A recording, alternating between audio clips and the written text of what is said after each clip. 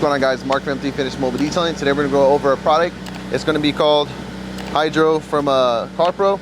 The reason why I use it saves me a lot of time, makes me a lot of money. The product's around $70 for a 16-ounce bottle. We're going to show you the results and how it performs and the duration time and also the durability. All right, Mark, for people who don't know about this product, what does it do? So right now, this product that I'm about to use, I use it for my express details. It's for protection. It protects around 2 months for the exterior. So if you look right now on the surface of this car, there's no protection on the exterior. So what I do, I already dilute it 4 to 1. So right now I'm just spraying the product on the surface. And then all you gotta do is rinse it off.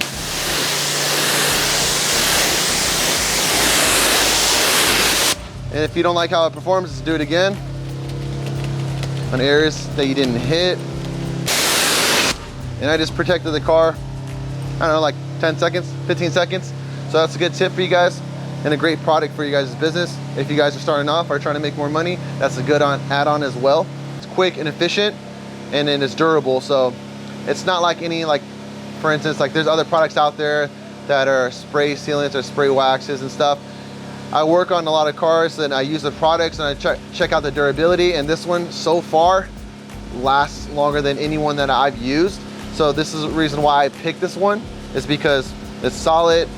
And man, it is a price, like the price is pretty steep, $70 for a 16 ounce, but remember, you gotta dilute it however you want, but I choose to do 4 to 1. But just make sure when you do use a product, try to use it in the shade, or if you're going to use it, spray and rinse right away, just because for black cars or cars that haven't been polished, they might cause staining. So I wouldn't recommend it on an old car or a car that's neglected. Say for instance, if you got a Honda 2002 that's all oxidate, has heavy oxidation on the exterior, I want to use it for it, because you're gonna fight with all the high spots and all the streaks, and yeah, it's just gonna be a pain in the butt. So if you're gonna go that route, just stick to the traditional spray wax or regular wax, because you don't want to cause streaking or staining on the paint. So that's the thing too. Make sure when you do spray on the surface, rinse down wherever it's on or whatever it touches. So if I spray right here and I'm shooting up, I'm shooting to the glass, make sure you rinse that glass as well, because you don't want to have this product sit for too long, or you don't want it causing streaking or staining. That's the only con about this product. I would say just you gotta make sure you gotta rinse the exterior pretty frequently. But other than that, it's a good product, 10 out of 10. The reason why I use it for express details, it's a quick add-on. So for instance, if you're doing a car wash, hey, would you want to add on express sealant for additional $20? You just made $20 within, I don't know, like 2 minutes. So that's a good thing as well. So it's really beneficial for your business. And yeah, man, overall, best product around that I've seen. I know there's another product called Gion Wet Coat. I'm not too familiar with the product. I know it's around $20 for 16, I think, or something like that. But for me, this is dilutable, so I can do it whenever I want or however I want. And the other one is not dilutable, it's ready to go. So I think this one's more a bang for your buck, considering it's dilutable, and yeah, the product is overall well performed. Quick question. Regular customers might not know the difference between a sealant and wax, ceramic coating. How do you educate them? Do you show them or do you explain it to them? You explain it to them. So for instance, the chemistry behind waxes and coatings, they're two different things. One is a polymer base and one is a SiO2 base. SiO2 doesn't attract as much dust and dirt or debris, which is the other one is a polymer base. Yeah, it attracts dust and debris and everything like that. So I prefer a SiO2 over a polymer based product, just because it outperforms the polymer, and overall it's just a better product in general. But other than that, I want to know in the comments, do you guys use waxes or sealants? Drop it down in the comments below. For me, I pick a lot of SiO2 products. It's the best thing out here right now in the market, as far as chemistry and far as durability for me. But I know there's other people out there that they do like the traditional waxes. People that have old school cars like hot rods and etc. They want to get that paste wax. We can offer that as well, but for us, we look about it durability and the protection overall. And also, I don't want a lot of clients having dusty cars when I do maintenance it. I want them like, so for instance, right now it's beaded, and if I'm taking care of the car weekly, I could just spray it off. All that dirt gets encapsulated in the SiO2 and just falls right off. such as the wax, you just gotta keep agitating it because it's stuck on the paint. This one outperforms the wax all day. Now, Mark, how long is this supposed to last? The protection? Yeah, give or take around 2 months ideally, but it just depends on how the client basically treats the product. For instance, if you go out to the car wash and you just go to the drive-through, usually those car washers are alkaline cleaners. They're going to strip that protection, but it's durable. It says chemical resistant on the bottle, so I assume it's durable. But other than that, we protected the car within, I don't know, less than 2 minutes, 3 minutes, and it's ready to go. Look at the beading. I'd like to know if you guys use Carpro. A lot of people don't mention them a lot in the detailing industry. I know a lot of people are into like Shine Supply, P&S, what's a good one, 3D, but a lot of people don't mention Carpro. I feel Carpro is an innovative company. They kind of brought the SiO2 products into the market, what I was known or given. But yeah, man. So Mark, talking about sealants, waxes, protection, have you ever used something similar like this before? Yeah, I use it a couple products from different companies, even from Shine Supply. But I feel like the one that I'm using right now, such as the spray sealant from Carpro, I think that's the best one at the moment that I've used, just because the durability. But people have different opinions. That's why I feel that it performs, or actually it outperforms any other product that I've used so far. So I want to stick with that product for the long run.